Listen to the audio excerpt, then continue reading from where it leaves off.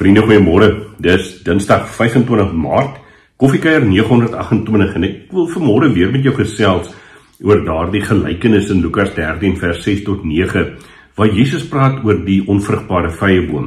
Nou, soos julle kan onthou, Vrydag het ons daarna gekyk en ook Sondag in ons erediens, die voorafgaande gedeelte kom daar mense na Jesus toe, heel waarskynlik om hom bietjie te toets. En hulle sê vir hom, Here, het u gehoor van die ouens wat Pilatus laat doodmaak het terwyl hulle geoffer het. En dan sê Jesus nou maar, hoekom dink julle dit met hulle gebeur? Is dit omdat hulle groter sondaars was as die ander mense? En voor hulle kan antwoord, dan sê Jesus, nee, dit het nie gebeur nie, maar as jou saak met die Here nie reg is jy eintlik in groter moeilikheid as selfs daai ouens. En hy gaan verder om te verwys na 'n tragiese gebeure toe die toring by Siloam ingeval het en daar ook 'n klomp mense oorlede is. En Jesus vra weer, dink julle dit is as gevolg van hulle sonde, dat dit moet hulle gebeur het? En dit sit ons mos nou midde in daai vraag wat ons dikwels vra, wanneer slegte goed gebeur in die lewe. Is dit as gevolg van my sonde? Daai hele oorsaak-gevolg ding, waarvan ons nou Vrydag en Kirsten ook Sondag in die erediens gepraat het.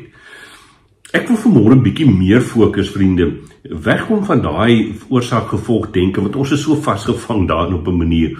Ek wil vanmôre meer fokus op die gelykenis wat Jesus vertel. In Lukas 13 vers 6, dan sê Lukas vir ons, daarna te hierdie gelykenis vertel. 'n Man het 'n vyeboom gehad, wat in sy wingerd geplant was. Toe hy vrugte daarin kom soek, maar niks kry nie, sê vir die tuinier, kyk, dis nou 3 jaar dat ek aan hierdie vyeboom vrugte kom soek, en ek kry niks nie, kap hom uit. Waarom het hy langer die grond uitput? Maar die tuinier antwoord, meneer, laat hom nog hierdie jaar staan.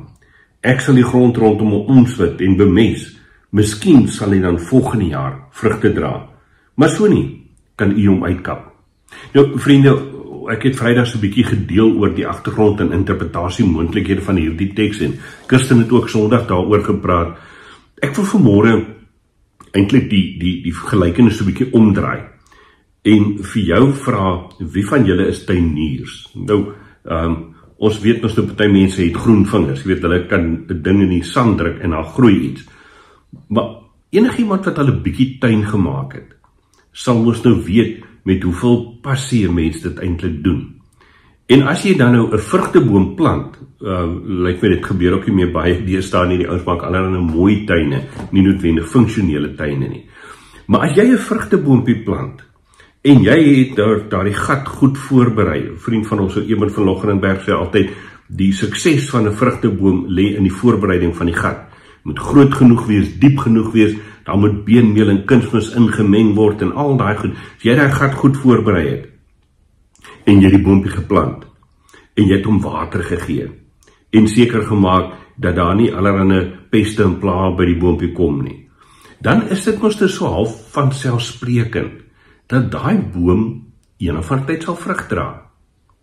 Of dit nou 'n vyeboom of 'n perskeboom of 'n appelboom of wat ook al is, as jy 'n vrugteboom in wie se aard dit is om vrug te dra, as jy daai boom versorg en goed voorberei en sorg dat hy genoeg water kry en al die goeie vriende, dan wil ek amper sê, soos die Engelsman sal sê, it's inevitable, hy gaan vrugte dra een of ander tyd.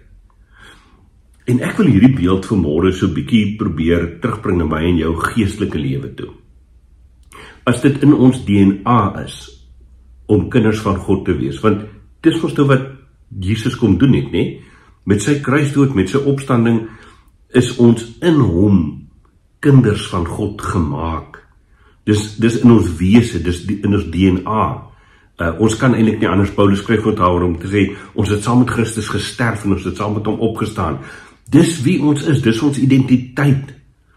Nou as ek en jy, wie se identiteit in Christus vas is, in die regte omstandighede is, en ons word deur God vertroetel, ons word, die grond rondom ons word omgespit, en ons kry bemesting, en ons kry genoeg water, dan wil ek vanmôre vra, waarom sal ons dan nou nie vrugte dra nie? Waarom sal ons dan nou nie 'n lewe leef, wat wys, dat ons kinders van die lewende God is nie? Ek wil vanmôre vir jou los met hierdie vraag. En kan ek 'n tweede vraag daarbey bysit? As jou lewe en my lewe nie wys dat ons kinders van God is nie, wat's fout? Hoekom leef ons nog vanuit die sondige natuur? Hoekom leef ons nog met die onvrugbare lewe? Terwyl Jesus Christus se kruisdood en opstanding, die leiding van die Gees, dit vir my en jou moontlik maak om lewens te leef wat vrug dra vir God se koninkryk. Waarom nie?